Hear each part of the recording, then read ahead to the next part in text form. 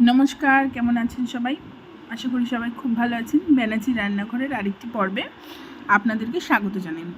আজকে একটা সকাল টিফিনের একটা হেলদি ব্রেকফাস্ট আপনাদের সাথে শেয়ার করব। সকালে একটুখানি ছোলা ভিজিয়ে রেখেছিলাম, সেই ছোলা মাখাটাকেই আজকে দেখাবো। ছোলা ভেজানোর সঙ্গে নিয়ে নিয়েছি সেদ্ধ করা আলু, ঝালের জন্য দিয়ে দিলাম পরিমাণ মতো কাঁচা লঙ্কা, দিয়ে দিলাম কিছুটা টমেটো কুচি, এবার দিয়ে দিচ্ছি ধনেপাতা কুচি, এবার দিয়ে দেব সামান্য পরিমাণে শসা কুচি, আর দিয়ে দেব পেঁয়াজ কুচি। এই রেসিপিটা খুবই হেলদি। যারা ডায়েট করছেন, ডায়েটের মধ্যে আছেন, তারা নিঃসন্দেহে খেতে পারেন।